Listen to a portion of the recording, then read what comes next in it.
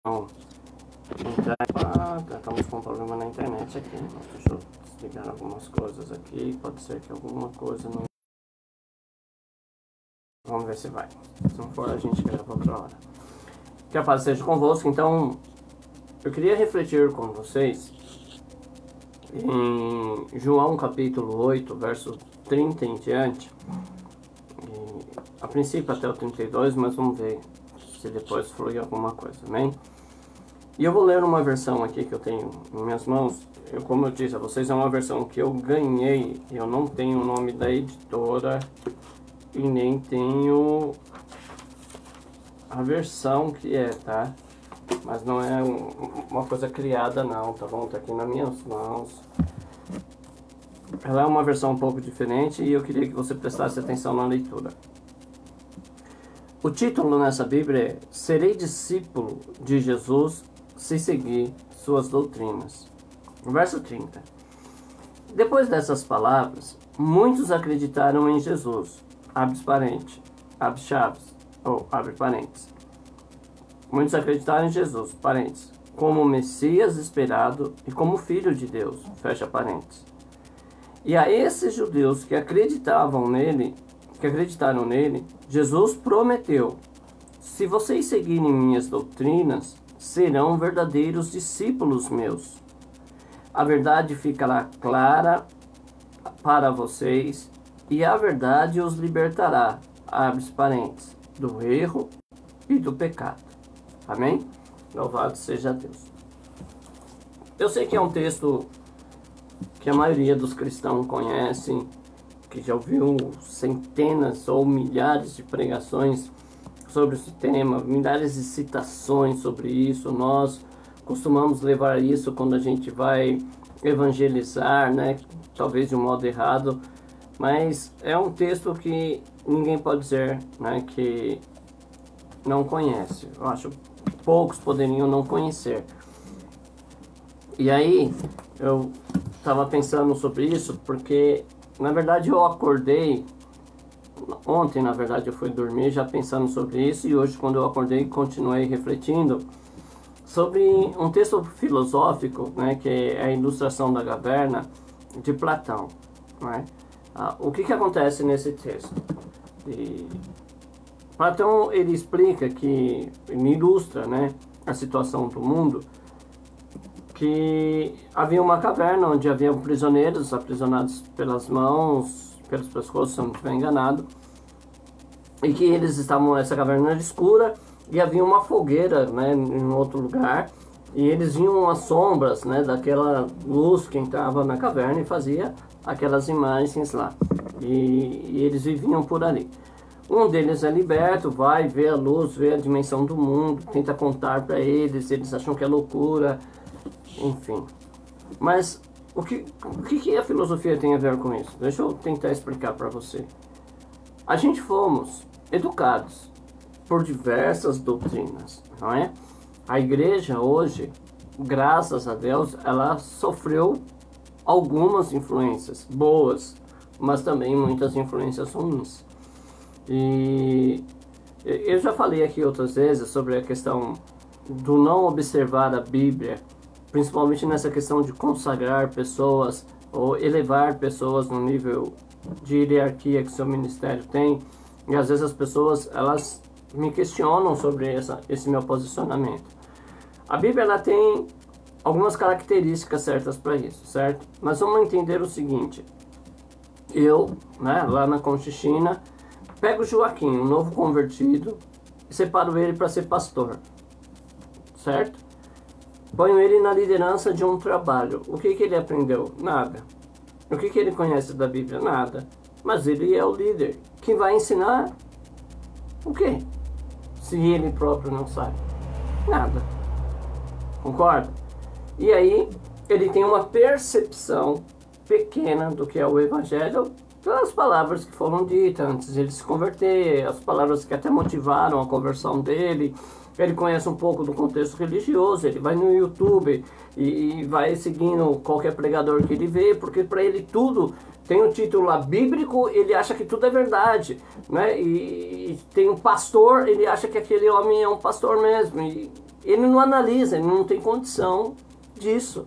Ele não tem condição de examinar para saber se aquilo é verdadeiro ou falso, não é?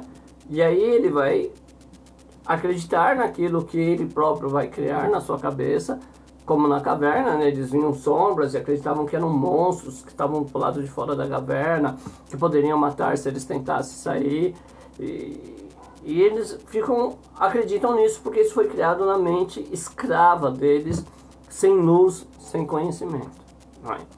Muitos crentes vivem assim, infelizmente. Né? Nós estamos na era do conhecimento e muitos crentes ainda não absorveram os conhecimentos bíblicos.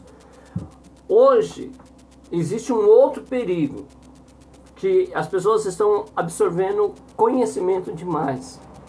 Ou seja, não é bom ser ignorante, mas devemos tomar cuidado com a nossa vaidade de querer saber mais, né? E começar a procurar coisas que não existem. Né? Você vai criando teorias, aí você vai achando que Deus está falando com você, que Deus está te conduzindo por um caminho, e se você não tiver a base bíblica correta, fica difícil você analisar, né? Fica difícil. Então a gente precisa ter um certo controle emocional para que a gente possa ter isso. E hoje a gente precisa então parar e pensar no seguinte: o que eu aprendi da Bíblia, da fé, da religião, isso é verdade? Né? Dos ensinamentos que nós temos hoje, espalhados pela internet, o que disso é verdade realmente?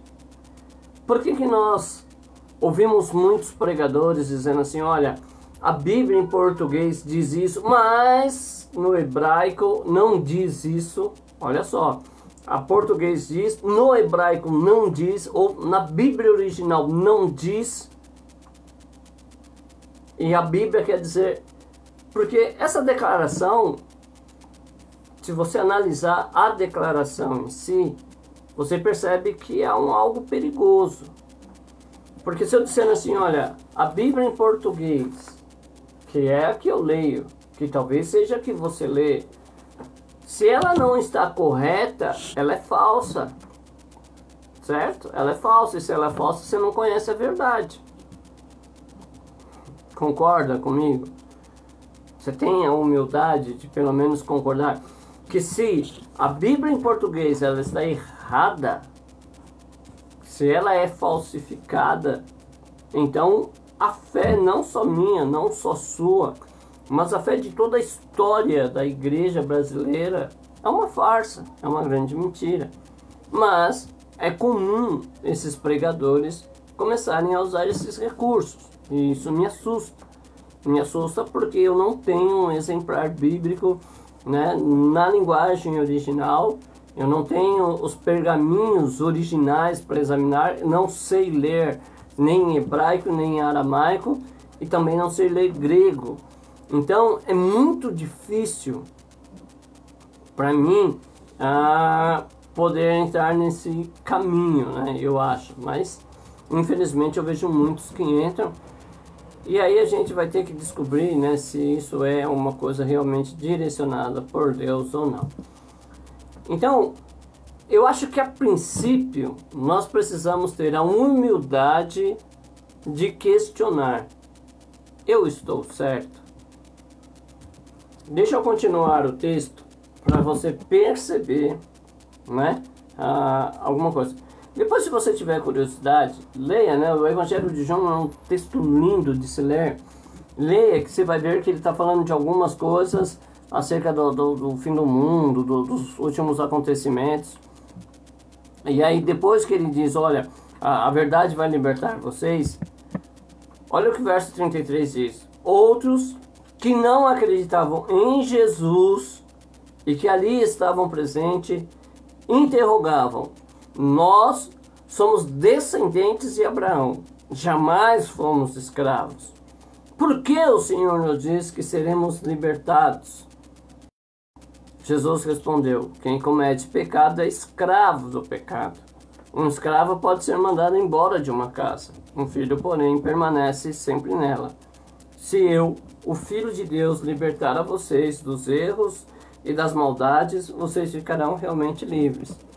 Então presta atenção que quando Jesus vem falando dessa verdade, que Jesus vem propondo essa verdade, ele não está falando alguém que é leigo das leis, não é leigo das escrituras. Ele vem falando para o povo que nasce, cresce e que se forma aprendendo a lei. Os rituais, os costumes, os devocionais. Então ele vem falando para uma pessoa, eu vou pedir liberdade a Deus para isso, e a sua liberdade, que é um menino que nasceu na casa de um pastor, né? Meus filhos, por exemplo, que crescem na casa do pastor e que aprendem muito da palavra de Deus, né? Aprende muito porque vai ouvir sermãos e muitas vezes eu vou parar e vou dialogar com eles, lembrando o que a palavra de Deus diz, mostrando para eles textos bíblicos. Eles vão para a igreja quando criança e aprendem, depois alguns escolhem isso aí, mas não é uma pessoa totalmente leiga, é uma pessoa que nasce e cresce com uma formação das escrituras. Para este povo Jesus está dizendo, olha, se vocês continuarem na minha doutrina, vocês serão verdadeiramente meus discípulos. E aí a verdade vai ser exposta a vocês de uma maneira clara e vocês vão ser livres dos erros e dos pecados. Então o que acontece? Aquele povo não teve a humildade de pensar assim, pode ser que eu esteja errado. Né? Pode ser que eu esteja errado. E deixa eu, antes de continuar, você pode achar assim, cara, por que esse pastor insiste tanto em vir falar sobre a condição das igrejas? Por que ele persegue a igreja? Não, eu não estou perseguindo ninguém. E não é meu intuito aqui esse. Meu intuito, na verdade, é trazer luz, né? É trazer luz para o seu entendimento. Que você possa ter essa clareza da verdade, e eu não sou o dono da verdade, tá? Qualquer ensinamento meu que não seja coerente com os textos sagrados, não é? Você ignore isso. E se os meus ensinamentos forem opostos aos ensinamentos de Cristo, então você me considere um anátema, tá? Essa é a verdade. Se eu ensinar qualquer coisa contra os textos bíblicos, me considere um anátema. Não me sigam, não deixe que essa minha ideia entre no seu coração. O intuito maior e o que deve acontecer é a verdade da palavra entrar no seu coração e na sua vida. Não é o meu achismo, não são os meus pontos de vista, não são minhas ideologias, não é meu modo de segmento filosófico, religioso ou social que deve entrar. O que deve realmente fazer parte de você, o que você deve absorver dessas lives é o conteúdo bíblico, tá? O conteúdo bíblico.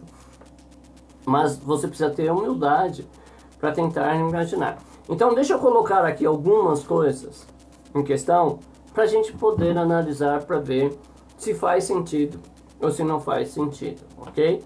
Vamos lá. Existe um combate hoje muito grande acerca da palavra trindade. Alguns adaptaram a palavra trindade para triunidade, né? É uma forma de falar a mesma coisa de modo diferente, né? Sabe aquele negócio? Não pergunte por quê, mas para quê? Qual é a diferença da conotação? Se a resposta vier, né? Mas a gente fica criando coisinhas, sabe? Querendo mudar. É esse tipo de coisa que às vezes só nos perturba e não gera edificação nenhuma. Mas vamos lá. Alguns textos da palavra de Deus, eles podem ser complicados. Nós vamos pegar o contexto da igreja hoje, né? O contexto da igreja hoje. Nós aprendemos muitas coisas. Por exemplo, quem é pentecostal e tem mais de 20 anos de fé, 15 anos de fé, eu não sei quando começou mesmo a mutação, porque eu nem pensei em anotar isso.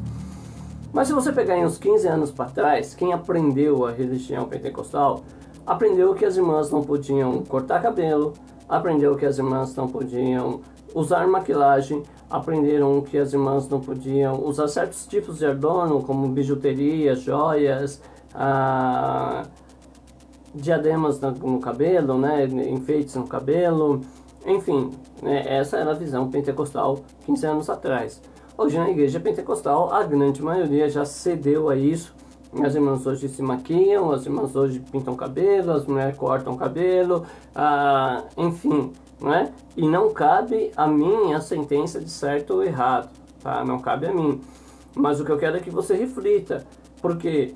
Porque houve uma mudança muito radical e oposta, né? Era um ponto e se converteu isso. A pergunta é, se converteu a mentira em verdade ou a verdade em mentira? Porque se nós dissermos, ó, né, que nem alguns, a igreja de antigamente, se nós dissermos que essa igreja de antigamente ela estava certa, a gente precisa voltar aos costumes que ela tinha. Ah não, pastor, mas a sociedade mudou, mas a igreja não é para mudar. Ah não, é que... Não, a igreja ela tem que estar alicerçada na palavra de Deus. Qualquer mudança é perigosa, não é? A gente precisa compreender isso. Então, temos esse ponto. Outra questão, por exemplo, não é?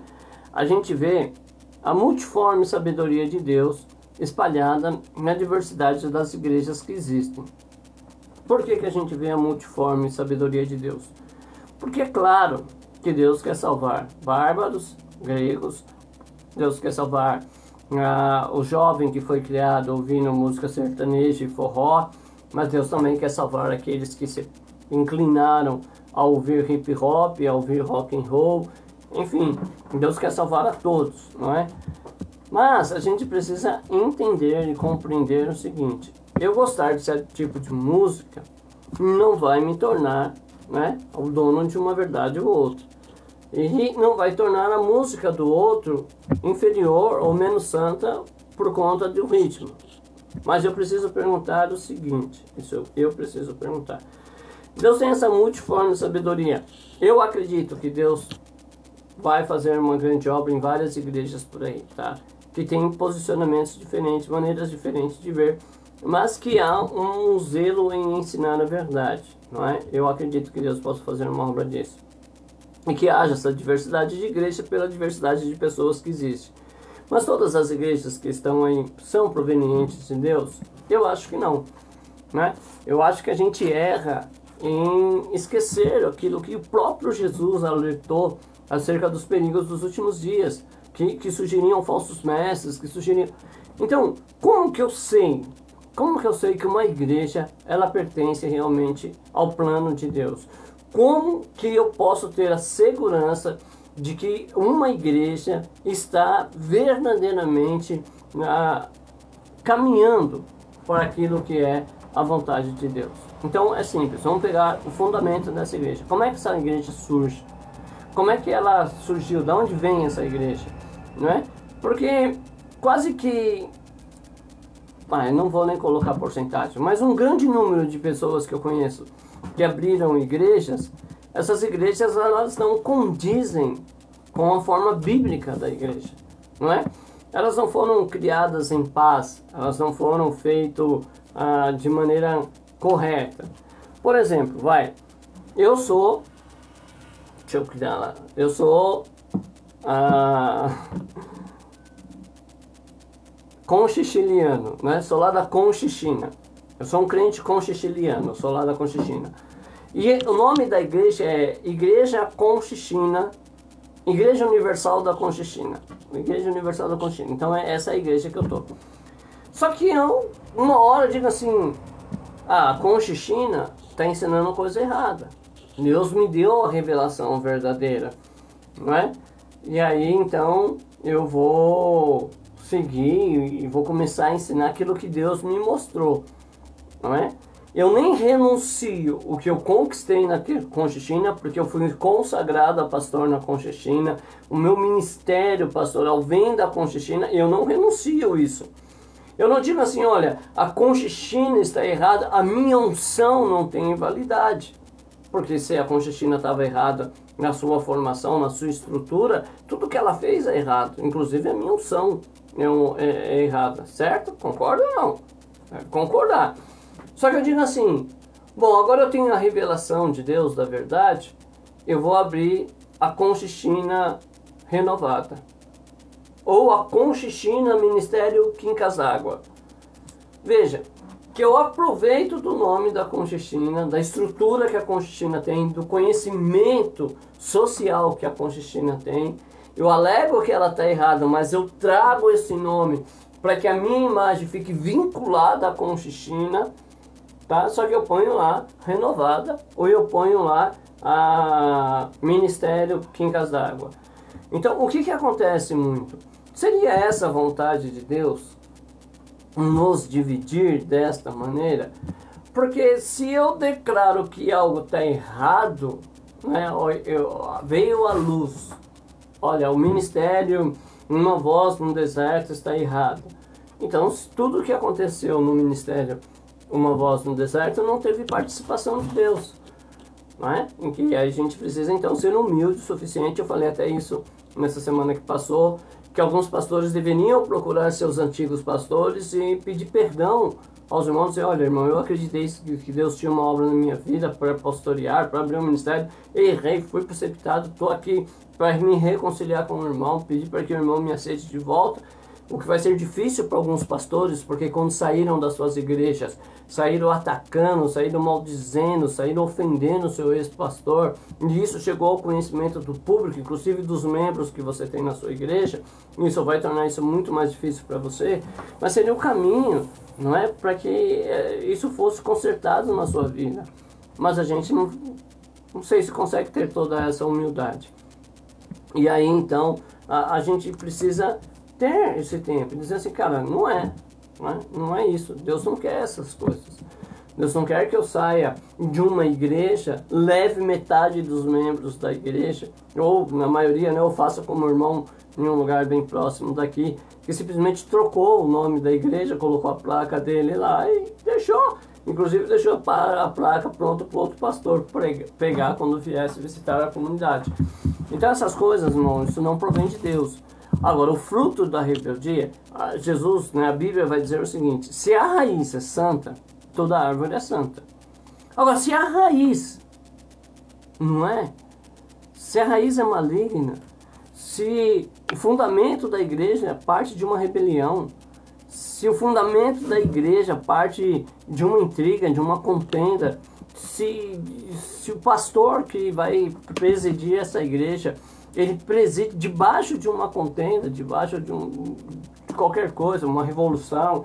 Gente, isso não provém de Deus, né? E essa árvore, ela nunca vai ser santa, porque a raiz é má, né? A raiz tem os traços malignos. Não vai dar certo isso, né? O fruto é conforme a sua espécie. E quem determina a espécie é justamente a raiz, né? Então, não vai dar. Então a gente precisa tomar muito cuidado. Bom, eu não quero me estender hoje, a gente tem uma vida para falar sobre isso, mas eu queria que você pensasse sobre isso. O que você está aprendendo? Você percebe os ensinamentos bíblicos na sua igreja? E aí eu falei uma coisa para minha esposa e eu quero compartilhar isso com você. Eu estive num lugar, né, esse fim de semana, eu estive congregando em um lugar e eu vi um homem falando muito da palavra de Deus, né? Ele citava muitos textos bíblicos, mas, não é? Eu lembrei justamente do povo judeu, que é um povo que conhece as escrituras, que vai citar as escrituras várias vezes, mas que já não estavam mais na prática. Os falsos mestres, né? Os obreiros da iniquidade, os enviados de Satanás, eles não vão vir a nós com outros textos, senão os textos bíblicos, não é? Quando Jesus está questionando aqui, está questionando alguém que conhece as escrituras. Está dizendo assim, ó, vocês não são livres, vocês ainda estão praticando erros e pecados. Para quem? Tanto é que eles vão argumentar justamente isso, ó, nós somos filhos de Abraão, nunca fomos escravos. Que deve ter meia dúzia de crentes já pensando nisso. Não, eu sou crente. Não, a minha igreja ensina, a minha igreja é pentecostal. Tá, mas está ensinando a verdade? Faz uma visão rápida. Na sua igreja, o amor, ele prevalece? E aí, eu não quero que você vá perguntar para o seu pastor. Eu não quero que você vá perguntar para os membros mais antigos dessa igreja. Eu quero que você vá conversar com quem saiu dela. Como é que ele se sente? Porque uma igreja que verdadeiramente pratica o amor, quando o membro sai, ele sabe que ele saiu porque foi escolha dele. Ele não vai culpar ninguém. E ele não tem uma lista das más condutas das pessoas dessa igreja, que praticam injustiça, que fazem acepção, que valorizam dízimo e oferta dos seus membros. Entendeu? Então, pense nisso. Quando algo acontece, a solução ela é bíblica e é clara, não é? Existe um texto que os irmãos não gostam que eu falo dele, que a Bíblia diz assim, olha, quando você for corrigir um presbítero, você corrige ele em público, para que sirva de exemplo. Quando há uma punição, quando alguém é disciplinado na sua igreja, e olha que disciplina é algo raro, se você tem disciplina na sua igreja, já começa a ficar feliz. Mas essa disciplina, ela é bíblica? Ela é feita na maneira bíblica? Ou é aquela coisa, ó irmão, a gente vai deixar o irmão ali afastado porque ele deu um tropeço? Qual foi o tropeço que ele deu, irmão? Dê nome aos bois, por favor. Por quê? Porque se eu coloco isso e não explico o que aconteceu, eu dou margem para fofoca. Eu dou margem para o disse-me-disse. Não é? E aí a gente está pego. Então, tem que fazer? Tem. Então vamos fazer da forma certa. Ó, o irmão Alexandre, ele foi excluído aí da convenção lá da Conchichina. Por quê? Porque o irmão Alexandre está com tal e tal conduta, e essa conduta não é aprovada pelo Ministério da Conchichina, então ele está sendo desligado, não é? O irmão Alexandre, ele vai ficar sem tomar ceia esse mês, porque durante o período desse mês ele furtou lá, né, o objeto da empresa dele, ele levou lá as canetas, ele pegou lá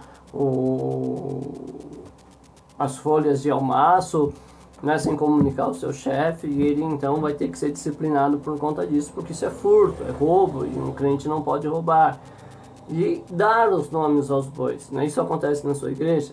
Tá bom, eu só estou achando que sua igreja é verdadeiramente de Deus, não é? Os obreiros da sua igreja, eles foram separados conforme a palavra de Deus ensina, tendo o testemunho de que estão dentro, do que estão fora.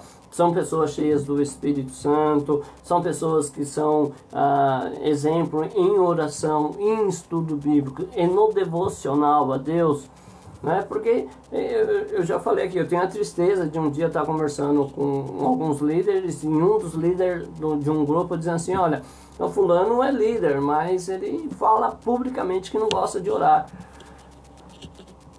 Cada um tem um gosto, ninguém é obrigado a gostar de orar, não é isso que eu estou falando. Mas eu, como pastor de uma igreja, eu não posso separar alguém que não ora para ser líder. Porque o rebanho, o que está abaixo dele, vai seguir o exemplo dele. Se ele não ora, como é que eu posso querer uma igreja santificada sem oração? Não dá, não é? Eles são pessoas amáveis, são pessoas, enfim, tem 1 Timóteo lá, você vai lá, procura ver as qualificações. Isso tem na sua igreja? Tranquilo. Agora, se na sua igreja está com divisão, pessoas maltratando as outras, favoritismo, enfim, não tem os princípios bíblicos, vou te ser sincero, sai desse lugar, escapa-te por tua vida e ora a Deus para preparar um lugar para você congregar, tá? Não adianta você ir congregar em um lugar que você critica, que você não apoia, que você não faz parte. Primeiro que você está errado, né? E talvez você seja o grande peso dessa igreja. Porque se você não está com um coração íntegro, né? E o que é o coração íntegro? Não, eu vou para minha igreja adorar a Deus. Eu vou, mas eu estou intrigado com o irmão. Eu vou, mas eu acho que o que o pastor faz é errado. Eu vou, mas eu não aprovo a conduta. Então você é herege. O problema não está na igreja, o problema está em você. Você é um herege. E você precisa sair desse lugar, porque isso daí está alimentando cada vez mais a sua heresia. E você precisa tomar uma atitude, principalmente se você acha que é tão santo assim, tão perfeito assim. Você precisa sair. E depois você vai orar a Deus para preparar um lugar para você. Então, reflita sobre isso. Você está aprendendo a verdade? Você está aprendendo a verdade sobre perdão, princípios do Evangelho, rudimentos da fé, sobre perdão, sobre reconciliação, sobre obediência. Você aprendeu isso certinho? Ou você faz o que você quer da vida? Ou você faz o que vem no seu coração? Né? Ou você se tornou íntimo de Deus e Deus fala com você diretamente. Você não precisa mais da sabedoria humana, você não precisa mais da autoridade né? Não é ser dono de você, mas você foi colocado num lugar. Por exemplo, você vai congregar numa igreja, lá existe uma ordem de hierarquia, né? Geralmente é um pastor, presbíteros, evangelistas, dirigentes de grupo. E se você está debaixo de uma ordenança dessa, você tem que ser obediente. Se você não é obediente, você não faz parte desse corpo e você não faz parte do corpo de Cristo, desculpa. Você não está pronto para ir na eternidade. O tempo está acabando, você deve se consertar rapidamente. Então, pare, pense, analise. Amanhã, se Deus permitir, falaremos um pouco mais sobre esses conflitos doutrinários que a gente tem sofrido, os conceitos, as mudanças de valores, as mudanças dos ensinamentos, né, dos princípios bíblicos na nossa vida. Amém? Senhor Deus, há um desafio nesta manhã, Senhor. É nós entendermos se o que nós aprendemos como fé, se o que nós aprendemos como o Evangelho de Jesus, o Cristo, realmente ou é o Evangelho. Nós precisamos entender, Pai, se as práticas religiosas devocionais que nos ensinaram, elas têm em si o fundamento da doutrina de Cristo ou são apenas atos religiosos. Nós precisamos compreender que quando nós dissemos que o Senhor é um Deus santo, é porque o Senhor não se mistura com os deuses pagãos. O Senhor não participa das coisas pagãs. E como santos, nós também devemos não ter essa comunhão. Mas muitas vezes nós somos enganados. E a mentira e o engano que nos ensinam parecem verdade, como parecia verdade para os judeus antigamente. E só quem pode mudar isso na nossa vida é o Senhor, através do Teu Espírito, nos revelando essa verdade que liberta, essa verdade que nos faz ver claramente aonde nós estamos errando e como nós podemos mudar para que a gente possa entrar diante do Senhor, a chegar ao trono da graça com confiança e poder dizer: Abba, Pai. A gente precisa que o Teu Espírito nos revele a palavra do Senhor, escreva essa palavra com ponteiros em nosso coração, Senhor, para que ela seja o nosso escudo e broquel. Nos ajude no desafio de aprender a Tua palavra, Senhor. Que a virtude do Teu Espírito possa permanecer sobre todos os Teus filhos sobre a face da terra. E que a liberdade chegue a eles através da Tua palavra, em nome do Senhor Jesus. Amém. Amém? Deus abençoe a todos vocês. Fiquem na paz do Senhor Jesus. Amanhã viemos voltar, para falar um pouco mais sobre isso, sobre alguns conflitos, sobre algumas questões que estão acontecendo. Você deve julgar por si só, não é? E escolher o melhor caminho conforme